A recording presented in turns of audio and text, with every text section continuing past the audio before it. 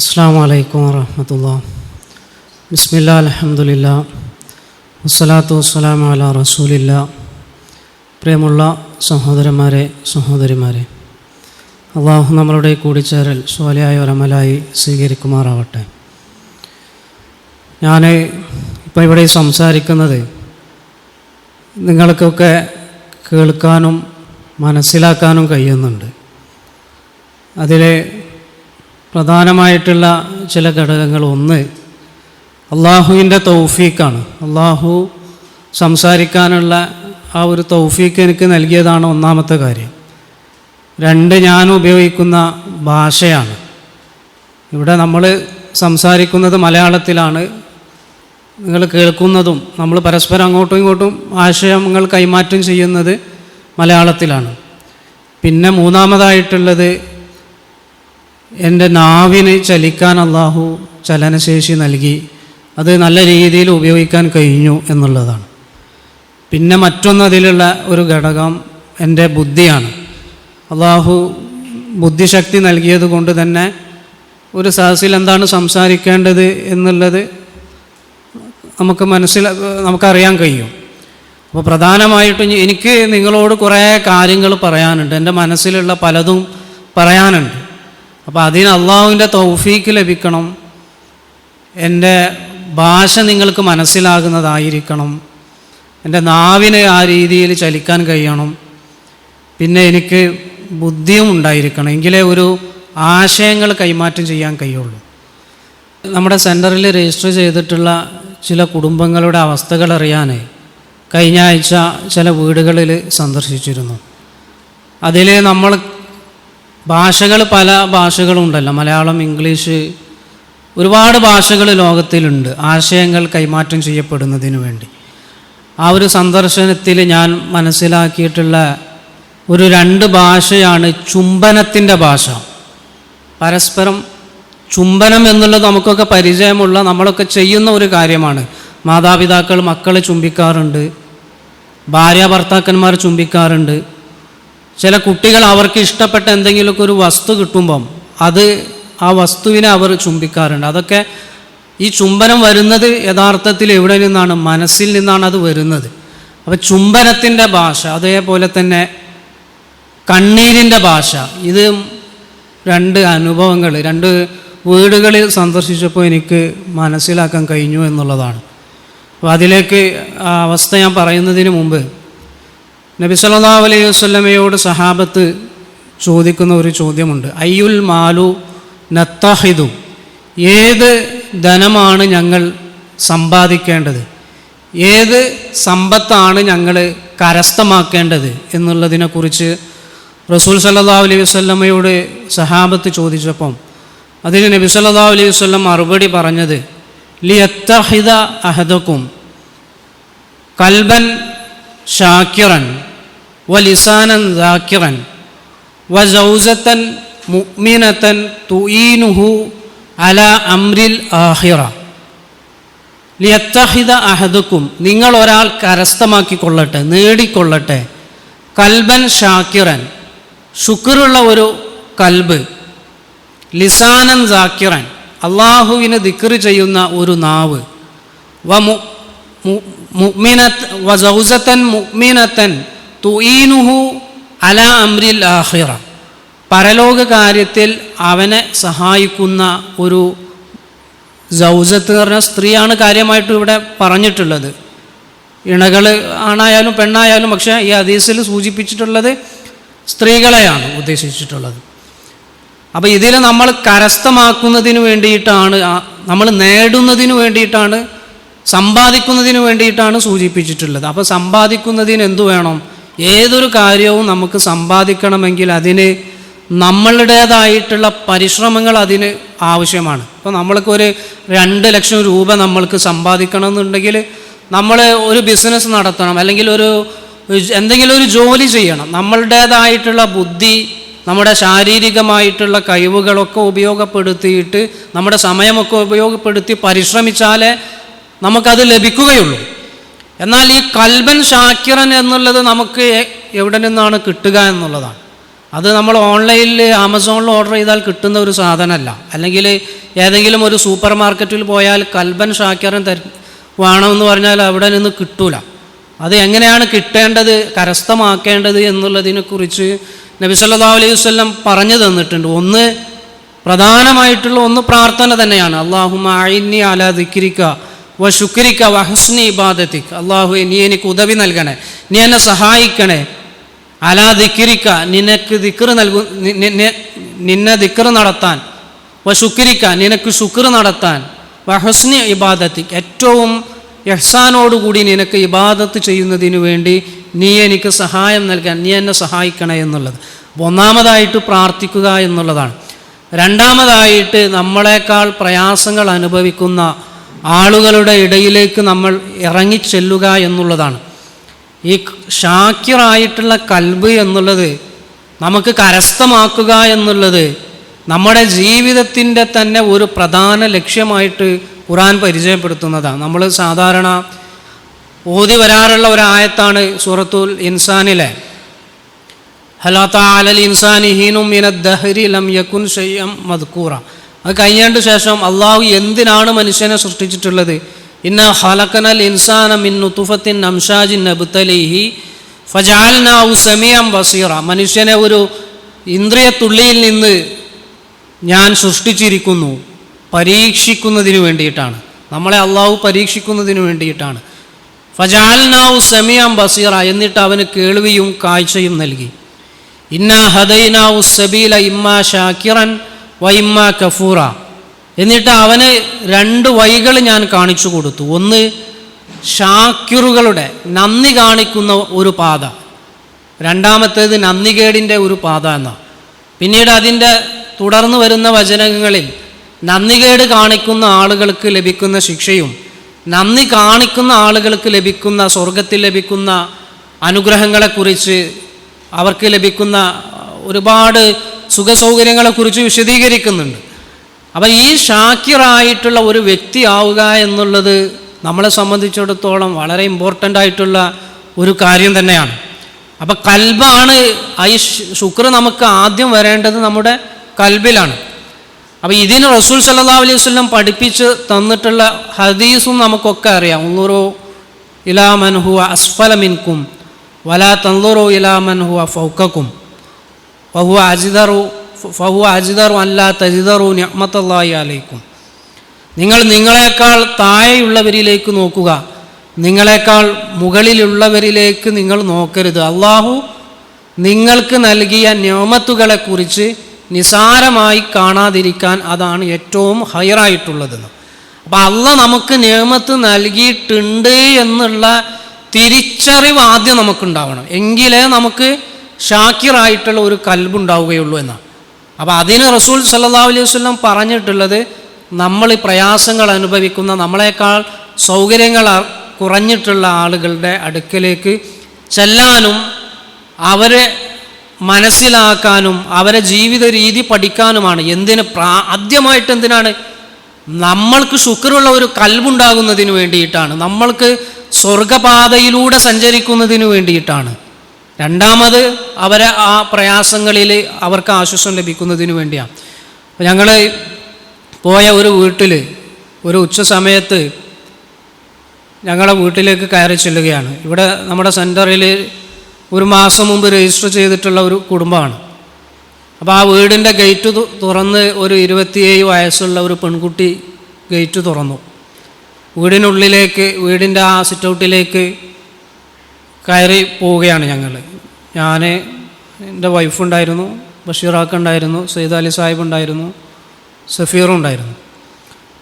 അങ്ങനെ ബഷീറാക്ക വീടിൻ്റെ നല്ല ഒരു വീടായതുകൊണ്ട്, സ്റ്റെപ്പ് ഉണ്ടായതുകൊണ്ട് തന്നെ സ്റ്റെപ്പ് കയറാൻ കഴിയാത്തത് കൊണ്ട് ആ വീടിൻ്റെ ആ സിറ്റ് ഔട്ടിലുള്ള ആ സ്റ്റെപ്പിൻ്റെ അവിടെ ഇരുന്നു. നമ്മളവിടെ സൈഡിൽ ആ ചേറ്റടിയിൽ അവിടെ ഇരുന്നു. അപ്പോൾ വാതിലിൻ്റെ അടുക്കലേക്ക് ഒരു ഭാഗത്ത് ഈ 27 വയസ്സുള്ള പെൺകുട്ടി നിൽക്കുന്നുണ്ട്. ആ വാതിലിൻ്റെ ഈ സൈഡിൽ ആ കുട്ടിയുടെ ഉമ്മയും നിൽക്കുന്നുണ്ട്. എന്നിട്ട് ഉമ്മ സംസാരിക്കാൻ തുടങ്ങി. എന്താണ് നിങ്ങളെ അവസ്ഥകളെന്ന് ചോദിച്ചപ്പോൾ ഉമ്മ പറയാൻ തുടങ്ങി, ഇവളുടെ ഭർത്താവും എൻ്റെ ഭർത്താവും, അതായത് ഒന്ന് മോളാണ്, ഒന്ന് ഉമ്മയാണ്. അപ്പം അമ്മൻ ഷാക്കും മരോനും ഒരു കച്ചവടത്തിന് വേണ്ടി വാഹനത്തിൽ ഇങ്ങനെ സഞ്ചരിച്ചു കൊണ്ടിരിക്കുമ്പം ആക്സിഡൻറ്റ് സംഭവിക്കുകയാണ്. ഈ ആക്സിഡൻറ്റിൽ ആ മരുമകൻ ആ സ്പോട്ടിൽ വെച്ച് മരണപ്പെട്ടു. ഈ അമ്മൻ ഷാക്ക ഉപ്പ, അദ്ദേഹം ഗുരുതരമായിട്ട് അദ്ദേഹത്തിന് പരിക്ക് പറ്റി, അദ്ദേഹം ബോധമൊക്കെ നഷ്ടപ്പെട്ട് ക്രോമ സ്റ്റേജിലായി മാറുകയാണ്. പിന്നീട് ഒരുപാട് മാസങ്ങൾ അദ്ദേഹത്തിൻ്റെ ചികിത്സയുമായി ബന്ധപ്പെട്ട കാര്യങ്ങളിലേക്ക് ആ കുടുംബത്തിൻ്റെ ശ്രദ്ധ മാറി വരികയാണ്. മാത്രമല്ല ആ വീട്ടിലുള്ള അവസ്ഥ, ഈ കുട്ടിയുടെ ഉമ്മക്ക്, അതായത് ഈ ആക്സിഡൻറ്റ് പറ്റിയ ഈ സഹോദരൻ്റെ ക്രോമ സ്റ്റേജിൽ കിടക്കുന്ന ആ ഉപ്പയുടെ ഭാര്യയ്ക്ക് ക്യാൻസറുമാണ്. ഇനി നമ്മളൊന്ന് ആലോചിച്ച് നോക്കുക, ഈ 27 വയസ്സുള്ള ആ ഒരു പെൺകുട്ടിയുടെ ഈ ആക്സിഡൻറ്റ് സംഭവിക്കുമ്പം അവരുടെ ആ ഒരു മാനസികാവസ്ഥയാണ് നമ്മൾ നോക്കേണ്ടത്. ഭർത്താവ് മരണപ്പെട്ടു, 2 കുട്ടികളുണ്ട്, 3ാമത്തെ കുട്ടിയെ ഗർഭം ധരിച്ചിരിക്കുകയാണ്. ഉപ്പക്ക് ഒരു ചലനശേഷിയുമില്ലാതെ, ഒന്നും സംസാരിക്കാൻ കഴിയാതെ കട്ടിലിൽ ബോധരഹിതനായിട്ടുള്ള ഒരു അവസ്ഥയിൽ ഇങ്ങനെ കിടക്കുകയാണ്. ഉമ്മക്ക് ക്യാൻസറും. ഉമ്മ തിരുവനന്തപുരം RCCയിൽ ഇടയ്ക്കിടയ്ക്ക് ചികിത്സക്ക് പോകേണ്ട ഒരവസ്ഥ. ഈ ചികിത്സയുടെയും മറ്റുമൊക്കെ ആവശ്യാർത്ഥം അവർക്ക് വീട് വിൽക്കേണ്ടി വന്നു. ഇനി റസൂൽ സല്ലല്ലാഹു അലൈഹി വസല്ലം പറഞ്ഞ നിങ്ങളെക്കാൾ താഴെയുള്ളവരിലേക്ക് നോക്കുക. ഇത് നമ്മളെ ഒരു പെങ്ങളാണ് ആ വീട്ടിലുള്ളത് എങ്കിൽ നമ്മളെ മാനസികാവസ്ഥ എങ്ങനെയായിരിക്കും? നമ്മുടെ ഒരു മകളാണ് ആ വീട്ടിലുള്ളത് എങ്കിൽ, നമ്മുടെ ഭാര്യയാണ് അങ്ങനെയുള്ളത് എങ്കിൽ, നമ്മളൊരു കാഴ്ച കാണുമ്പം ആ വീട്ടിൽ അങ്ങനെയൊക്കെയാണ് അവസ്ഥ എന്ന് പറഞ്ഞ് പോരുന്നതിന് പകരം അതുമായിട്ട് നമ്മുടെ മനസ്സുമായിട്ട് നമ്മൾ സംവാദം നടത്തണം. നമ്മുടെ മനസ്സുമായിട്ട് ഈ ഒരു അവസ്ഥ എനിക്കാണ് വന്നിട്ടുള്ളത് എങ്കിൽ, ഇത്രയും പ്രയാസം നിറഞ്ഞ ഈ ഒരു സാഹചര്യം. മാത്രമല്ല കുറച്ച് കഴിഞ്ഞപ്പം ഈ ഉപ്പക്ക് ഇപ്പം ഈ കുട്ടിയുടെ ഉപ്പ കുറേ ചികിത്സയൊക്കെ നടത്തി, അൽഹംദുലില്ലാ അള്ളാഹുവിൻ്റെ വലിയ അനുഗ്രഹത്താൽ അദ്ദേഹത്തിൻ്റെ ആ ക്രോമ സ്റ്റേജ് മാറി അദ്ദേഹം എഴുന്നേറ്റ് നടക്കാനൊക്കെ കഴിയും. അത് നടന്ന് സിറ്റൗട്ടിലേക്ക് ഇങ്ങനെ അദ്ദേഹം വന്നു. പക്ഷേ അദ്ദേഹത്തിന് സംസാരിക്കാൻ കഴിയില്ല. പിന്നെ മറ്റു ചില സമയത്ത് അപസ്മാരമൊക്കെ അദ്ദേഹത്തിന് വരുന്ന ഒരു അവസ്ഥയുണ്ട്. അപ്പോൾ അദ്ദേഹം ഇങ്ങനെ സൈഡിൽ ഒരു ചെയറിൽ ഇങ്ങനെ ഇരുന്നു. ഇതൊക്കെ ഇങ്ങനെ പറയുന്നത് അദ്ദേഹത്തിന് മനസ്സിലാവും, കേൾക്കുകയൊക്കെ ചെയ്യും. അപ്പോൾ ഇദ്ദേഹത്തിൻ്റെ ഭാര്യ ഈ കാര്യങ്ങളൊക്കെ ഇങ്ങനെ പറയാണ്, ഇദ്ദേഹം ഇങ്ങനെ കേൾക്കുകയാണ്. അപ്പോൾ ഇദ്ദേഹമായിരുന്നു ആ അദ്ദേഹത്തിൻ്റെ കുടുംബത്തിലുള്ള ബാക്കി അദ്ദേഹത്തിൻ്റെ നല്ലൊരവസ്ഥയിൽ കുടുംബത്തിലുള്ള പലരെയും വിവാഹം കഴിപ്പിച്ചതുമൊക്കെ ഇദ്ദേഹമായിരുന്നു. എന്നാൽ ഈ ഒരു സംഭവം, ഈ ഒരു ആക്സിഡൻറ്റ് സംഭവിച്ചതിന് ശേഷം എല്ലാവരും കൈയൊഴിഞ്ഞു എന്നുള്ളതാണ്. ഇതൊക്കെ പറയുന്ന സമയത്ത് അദ്ദേഹത്തിൻ്റെ കണ്ണിൽ നിന്നിങ്ങനെ കണ്ണീരിങ്ങനെ ഒലിച്ചിറങ്ങുന്നത് കാണാം നമുക്ക്.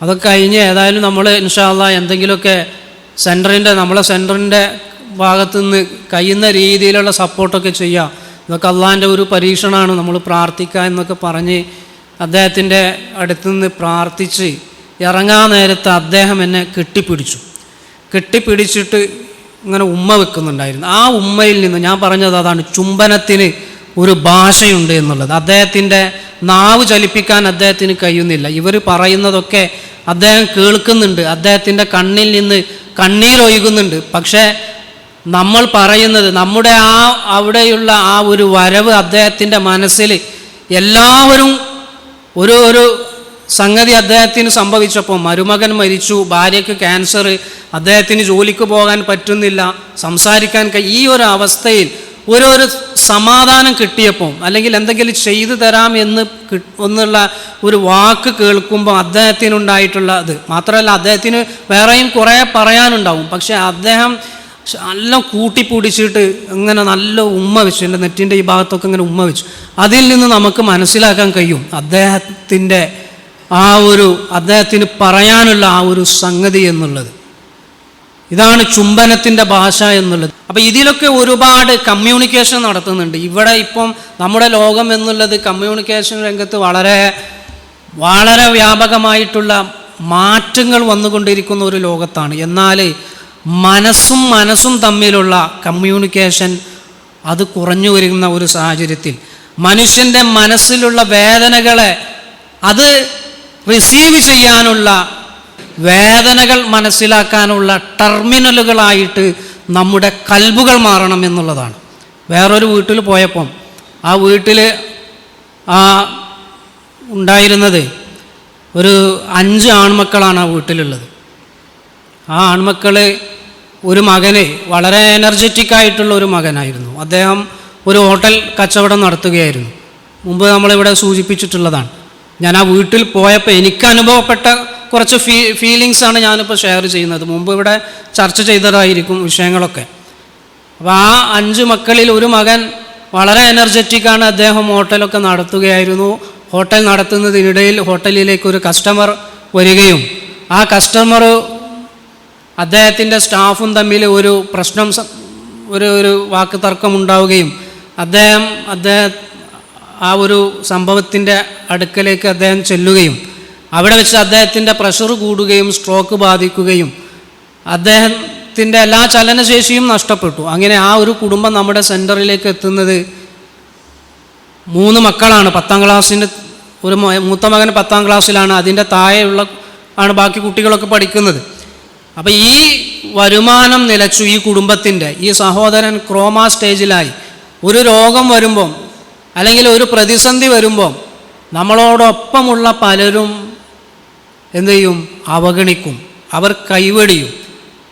അത് നമ്മൾ ഈ ഒരു പ്രതിസന്ധി വരുമ്പോൾ ചിലപ്പോൾ നമുക്കൊക്കെ ഒരു ഫീൽ ഉണ്ടാവും.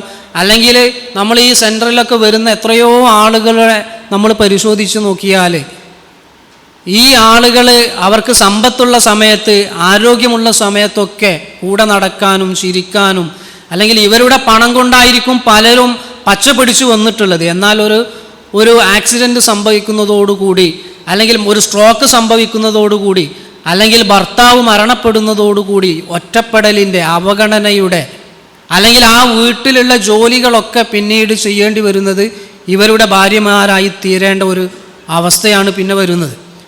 അങ്ങനെ ഈ ഒരു കുടുംബം ഒരു റൂമിൽ, ഈ കട്ടിലിൽ ഈ സഹോദരനും അദ്ദേഹത്തിൻ്റെ ഭാര്യയും 3 മക്കളും ഒരു റൂമിൽ മാത്രം ഒതുങ്ങി കഴിയുന്നൊരവസ്ഥ. അങ്ങനെ നമ്മുടെ സെൻറ്ററിൽ ഈ സഹോദരി വരുന്നത് അവർക്ക് എന്തെങ്കിലുമൊക്കെ ഈ നെയ്യപ്പോ അങ്ങനെ എന്തെങ്കിലുമൊക്കെ പൊരിക്കടികളൊക്കെ ഉണ്ടാക്കി വിൽപ്പന നടത്തുന്നതിന് എന്തെങ്കിലുമൊക്കെ സഹായം കിട്ടുമോ എന്ന് പ്രതീക്ഷിച്ചാണ് നമ്മളെ സെൻറ്ററിൽ വരുന്നത്. അപ്പോൾ അവരെ അവസ്ഥകൾ ചോദിച്ചറിഞ്ഞ് മനസ്സിലാക്കി. ഇതാണ് മറ്റൊരു നമ്മുടെ സെൻറ്ററിൻ്റെ ഒരു വ്യതിരിക്തത. ഇതാണ്, അതായത് ഒരു പ്രയാസപ്പെടുന്ന ഒരാൾ വരുമ്പം അയാൾ പറയുന്ന ആ ഒരു കാര്യം മാത്രമല്ല കേൾക്കുന്നത്, അതിൻ്റെ അപ്പുറമായിട്ട് അന്വേഷിക്കുകയാണ്. എന്താണ് നിങ്ങളുടെ വീട്ടിലെ അവസ്ഥ, എന്തുകൊണ്ടാണ് ഈ ഒരു സാഹചര്യം, എന്തുകൊണ്ടാണ് നിങ്ങൾ ഈ ഒരു രീതിയിൽ, വലിയ പ്രായമുള്ള ആളൊന്നും ഒരു സഹോദരി എന്നില്ല, വളരെ ചെറുപ്പക്കാരിയായിട്ടുള്ള ഒരു സഹോദരിയാണ്. അപ്പോൾ ഈ ഒരു അവസ്ഥയിലേക്ക് എങ്ങനെയാണ് നിങ്ങൾ എത്തിപ്പെട്ടത് എന്നുള്ള അന്വേഷണത്തിലാണ് അവരുടെ ഭർത്താവിൻ്റെ ആ ഒരു അവസ്ഥയൊക്കെ മനസ്സിലാകുന്നത്. അങ്ങനെ അദ്ദേഹത്തെ നമ്മുടെ ഫിസിയോതെറാപ്പി സെൻറ്ററിലേക്ക് കൊണ്ടുവരികയും ഇവിടെ മാസങ്ങൾ അദ്ദേഹത്തെ ട്രീറ്റ്മെൻറ്റ് നടത്തുകയും ആ ട്രീറ്റ്മെൻറ്റ് കാലയളവിൽ ഇവിടെയുള്ള നമ്മുടെ സഹോദരങ്ങളുടെയൊക്കെ ഇടപെടൽ മൂലം ആ കുടുംബത്തിന് ഒരു വീട് നിർമ്മിച്ചു കൊടുക്കാനും അള്ളാഹുവിൻ്റെ അനുഗ്രഹത്താൽ നമ്മുടെ സെൻറ്ററിലൂടെ സാധിച്ചു. ആ വീടിനൊക്കെ പൈസ തന്നിട്ടുള്ള ആളുകൾക്ക് അവർക്കൊക്കെ കിട്ടുന്ന ഒരു പ്രതിഫലത്തിൻ്റെ കനം എന്നുള്ളത് ശരിക്ക് ഞങ്ങൾ ആ വീട്ടിൽ നിന്നിങ്ങനെ ഇറങ്ങുന്ന സമയത്ത് ആ സഹോദരി പറഞ്ഞ ആ വാക്കുകളിൽ തന്നെ മനസ്സിലാക്കാം. ഈ ഒരു വീട് നിങ്ങൾ ഉണ്ടാക്കി തന്നതുകൊണ്ട് എനിക്കെൻ്റെ ഭർത്താവിനെ നോക്കിയിട്ട് സമാധാനത്തോടു കൂടി എനിക്ക് വീട്ടിൽ നിൽക്കാമല്ലോ, വേറെ ഒരു വരുമാനമോ മറ്റോ ഒന്നുമില്ല, ഇവിടുന്ന് നമ്മൾ കിട്ടുന്ന പെൻഷൻ മാത്രമേ അവരുടെ ഒരു അവർക്ക് എന്തെങ്കിലുമുള്ള വരുമാനമുള്ളൂ. അപ്പോൾ ആ വീടിന് ഏതെങ്കിലും രീതിയിൽ സപ്പോർട്ട് ചെയ്തിട്ടുള്ള ആളുകൾക്കൊക്കെ അത് മതിയാവുന്ന. അപ്പോൾ ആ സഹോദരനെ കാണുന്നതിന് വേണ്ടി അദ്ദേഹത്തിൻ്റെ റൂമിൽ കയറി അദ്ദേഹത്തിൻ്റെ അടുക്കലിരുന്നു. അപ്പോൾ അദ്ദേഹം നമ്മളെ കണ്ട സമയത്ത് തന്നെ അദ്ദേഹം ഒരു ശബ്ദമാണ് പുറപ്പെടുവിക്കുന്നത്, എന്നുള്ള ഒരു രീതിയിലുള്ള ശബ്ദം. അദ്ദേഹത്തിൻ്റെയും കണ്ണിൽ നിന്ന് കണ്ണീരൊഴുകുന്നുണ്ട്. അപ്പം അദ്ദേഹത്തിൻ്റെ കാര്യങ്ങളൊക്കെ, അദ്ദേഹത്തിൻ്റെ അടുക്കൽ നിന്ന് ഭാര്യ ഇങ്ങനെ കാര്യങ്ങളൊക്കെ സംസാരിക്കുന്നുണ്ട്. അപ്പോൾ ഫസ്റ്റ് അദ്ദേഹം നമ്മളെ കണ്ടപ്പം അദ്ദേഹത്തിൻ്റെ മുഖഭാവത്തിൽ നിന്ന് അദ്ദേഹം സന്തോഷത്തോടു കൂടിയിട്ടുള്ള പ്രകടനമാണ് കാണുന്നത്. അപ്പോൾ ഇതാണ് ഭാഷകളില്ലാത്ത കമ്മ്യൂണിക്കേഷൻ എന്നുള്ളത്. വാക്കുകൾ മാത്രമല്ല, അദ്ദേഹത്തിൻ്റെ ഭാര്യ പറയുന്നതാണ്. പിന്നെ കുറച്ച് കഴിഞ്ഞപ്പം ഇപ്പോൾ അദ്ദേഹത്തിന് ഒന്ന് പ്രാർത്ഥിച്ചു കഴിഞ്ഞപ്പോൾ ഇപ്പോൾ അദ്ദേഹം സന്തോഷിക്കുകയാണ് എന്നുള്ളത്.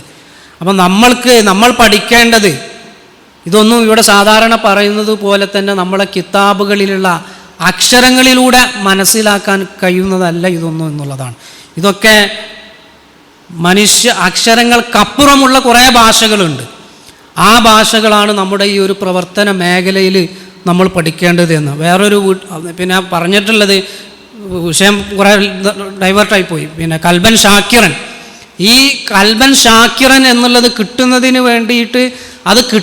വേണ്ടി നമ്മൾ ഇങ്ങനെയുള്ള വീടുകളിലേക്ക് സന്ദർശിക്കുമ്പോഴാണ് അത് നമുക്ക് കിട്ടുക. ഇതിലൂടെ നമ്മൾ കമ്പയർ ചെയ്യാം. നമ്മളെ വീട്ടിലുള്ള നമ്മുടെ മകളുടെ ഭർത്താവാണ് ആ കിടക്കുന്നതെങ്കിൽ, അല്ലെങ്കിൽ നമ്മൾ ആക്സിഡൻറ്റ് പറ്റിയിട്ട് ഇങ്ങനെ കിടക്കുകയാണ്, നമ്മുടെ ഭാര്യ ഒരു നെയ്യപ്പം ചുടുന്നതിന് വേണ്ടി പയമ്പൊരി വീട്ടിൽ ചുട്ടിട്ട് വേറൊരു വീട്ടിലേക്ക്, അപ്പോൾ ഈ ഒരു അവസ്ഥയിലേക്ക് പോകുന്നതിന് വേണ്ടിയിട്ട് അങ്ങനെ ഒരു അവസ്ഥ നമ്മുടെ ഭാര്യയ്ക്ക് വന്നാൽ, നമ്മുടെ പെങ്ങൾക്ക് വന്നാൽ, നമ്മുടെ മകൾക്ക് വന്നാൽ, അപ്പോഴാണ് നമ്മൾക്ക് ലഭിച്ചിട്ടുള്ള ആ ഒരു നിയമത്തിനെ കുറിച്ചുള്ള ഒരു തിരിച്ചറിവ് നമുക്കുണ്ടാവുകയുള്ളൂ. ഒരു വീട്ടിൽ ചെന്നപ്പോൾ നമ്മുടെ ഓർഫൻ കെയറിലുള്ള ഒരു സഹോദരി ഇവിടെ വീട്ടിലേക്കാണ് പോയിട്ടുള്ളത്. അവിടെ അവരുടെ ഉപ്പക്ക് 5 പെൺകുട്ടികളാണുള്ളത്. ഈ 5 പെൺകുട്ടികളിൽ 3 പെൺകുട്ടികളും ആ വീട്ടിൽ തന്നെയാണുള്ളത്, വാടകക്കാണ് താമസം. ഈ നമ്മുടെ ഓർഫൻ കെയറിലുള്ള സഹോദരി ഒരു രോഗിയായിട്ട് കിടക്കുകയാണ്.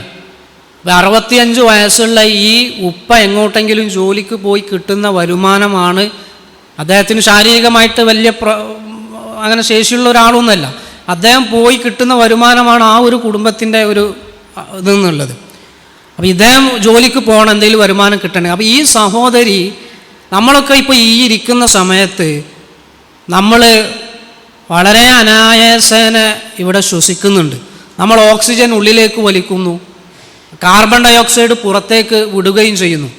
ഇത് നമ്മൾ തുടർച്ചയായിട്ട് ഇങ്ങനെ ചെയ്തുകൊണ്ടിരിക്കുകയാണ്. ഇതിനായിട്ട് പ്രത്യേകിച്ച് നമ്മൾ ഒന്നും ചെയ്യുന്നില്ല. എന്നാൽ നമ്മുടെ ഈ പുറത്തേക്ക് വിടുന്ന കാർബൺ ഡൈ ഓക്സൈഡ്, ഇത് നമ്മുടെ ശരീരത്തിൻ്റെ ഉള്ളിൽ നിന്ന് വേസ്റ്റായിട്ട് പുറത്തേക്ക് വിടുന്നതാണ്. ഇതിൻ്റെ ഉൽപ്പാദനം, ഇതിൻ്റെ ഒരു റേഷ്യോ അള്ളാഹു ഇതിനെ ക്രമീകരിച്ച് വെച്ചിട്ടുണ്ട്. ഇതൊക്കെ ഒരു കൃത്യമായിട്ടുള്ള ഒരു അനുപാതത്തിലാണ് ഇതൊക്കെ നടന്നുകൊണ്ടിരിക്കുന്നത്. ഇതിൽ ചെറിയൊരു മാറ്റം വന്നാൽ മതി, ഈ സഹോദരിയുടെ ശരീരത്തിൽ ഈ കാർബൺ ഡൈ ഓക്സൈഡ് കൂടുതലായിട്ട് ഉൽപ്പാദിപ്പിക്കപ്പെടുകയാണ്. അപ്പം നോർമലി ഈ മൂക്കിലൂടെ നമ്മൾ പുറത്തേക്ക് വിടുന്നത് മാത്രം മതിയില്ല.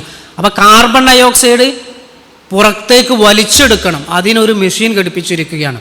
അപ്പോൾ ഫസ്റ്റ് നമ്മൾ സുഖമായിട്ട്, സാധാരണ നമ്മൾ ശ്വാസം മുട്ടലാണ്, ഓക്സിജൻ കിട്ടാതിരിക്കുന്ന അവസ്ഥയാണ് നമ്മൾ കേൾക്കാറുള്ളത്. എന്നാൽ ശരീരത്തിൽ അമിതമായി കാർബൺ ഡൈ ഓക്സൈഡ് ഉൽപ്പാദിപ്പിക്കപ്പെടുകയും അത് വലിച്ചെടുക്കുന്നതിന് വേണ്ടി ഒരു മെഷീൻ ഘടിപ്പിക്കുകയും ചെയ്യേണ്ട ഒരവസ്ഥ.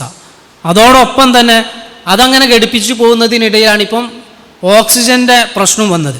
അപ്പോൾ 2 മെഷീനാണ്, കാർബൺ ഡൈ ഓക്സൈഡ് പുറത്തേക്ക് വലിച്ചെടുക്കാനൊന്നും, ഓക്സിജൻ ഉള്ളിലേക്ക് ഉള്ളിലേക്ക് വലിച്ചെടുക്കുന്നതിന് വേണ്ടി മറ്റൊന്നും. 15 മണിക്കൂർ ഈ മെഷീൻ ഘടിപ്പിച്ച്, എല്ലാ ദിവസവും 15 മണിക്കൂർ ഈ മെഷീൻ ഇവർ ഘടിപ്പിച്ചിരിക്കണം. ഇപ്പോൾ ഈ കഴിഞ്ഞ മാസത്തിൽ അവർക്ക് കറണ്ടിന് ബില്ല് വന്നത് 9,000 സംതിങ് ആണ്.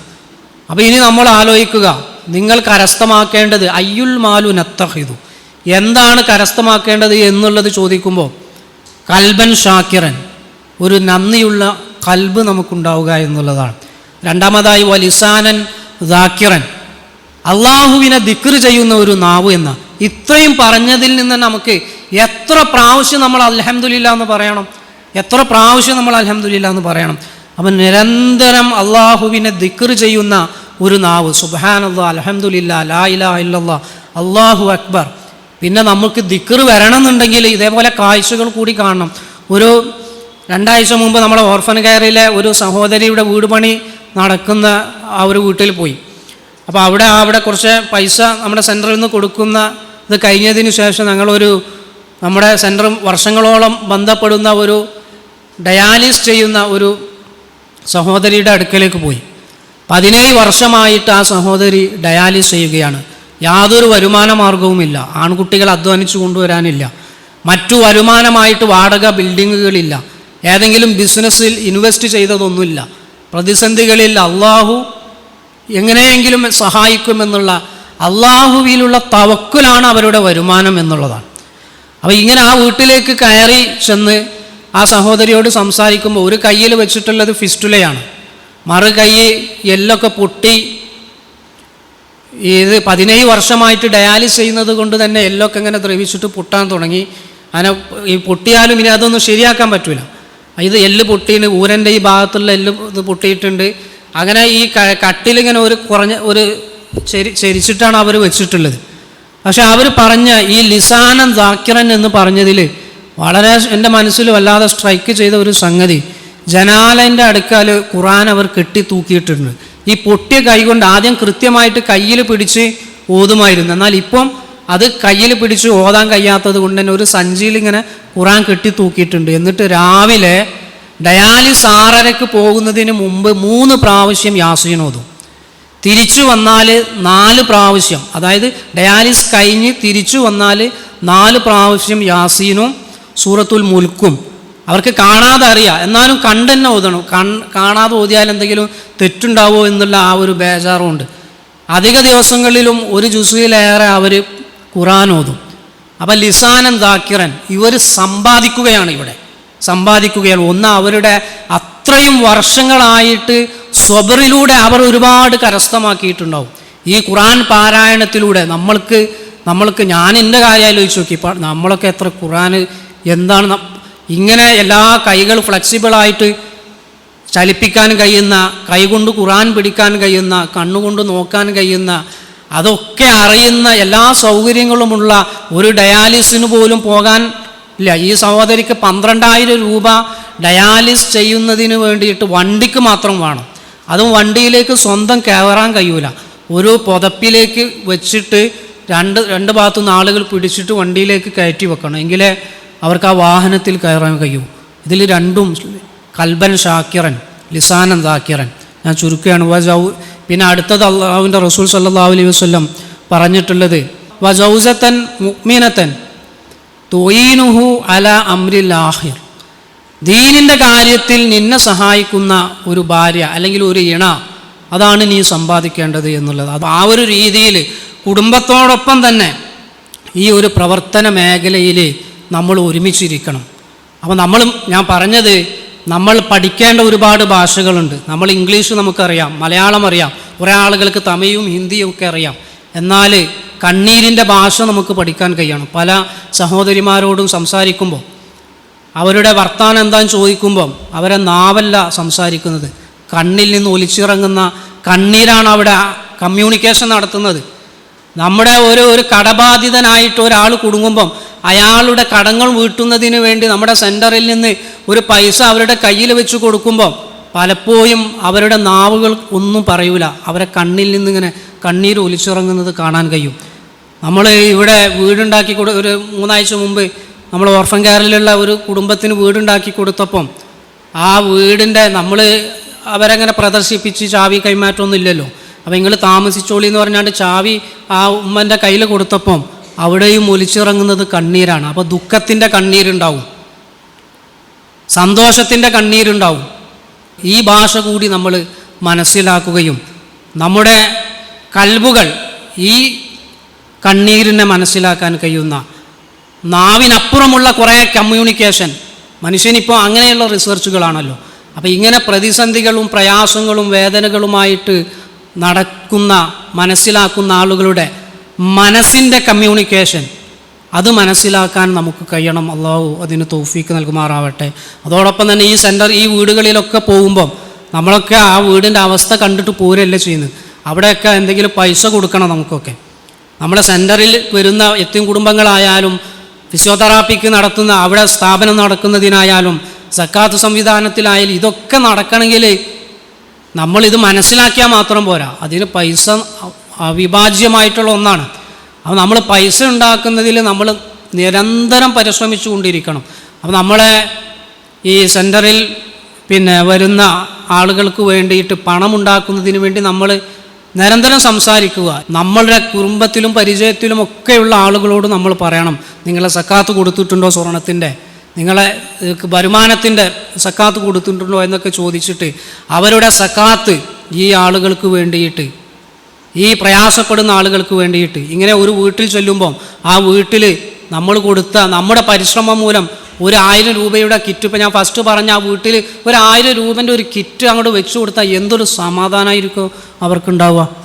അപ്പോൾ ആ ഒരു രീതിയിൽ നമ്മുടെ ഈ ഒരു പ്രവർത്തനത്തിൽ അതിൻ്റെ അർത്ഥവും ആയവും മനസ്സിലാക്കിക്കൊണ്ട് നമ്മൾ മാത്രമല്ല നമ്മുടെ ഇണകളെ, നമ്മുടെ മക്കളെ കൂടി ഉൾക്കൊള്ളിച്ചുകൊണ്ട് ഈ പ്രവർത്തന മേഖലയിൽ മുന്നോട്ട് പോകാനുള്ള തൗഫീക്ക് അള്ളാഹു നമുക്കെല്ലാവർക്കും നൽകുമാറാവട്ടെ. നമ്മൾ ചെയ്യുന്ന ഈ സൽക്രമങ്ങളൊക്കെ റബ്ബ് സ്വീകരിക്കുമാറാവട്ടെ. റബ്ബന ആതിനാ ഫിദ്ദുനിയ ഹസനതൻ വഫിൽ ആഖിറതി ഹസനതൻ വഖിനാ അദാബന്നാർ. അസ്സലാമു അലൈക്കും വറഹ്മത്തുള്ളാഹി.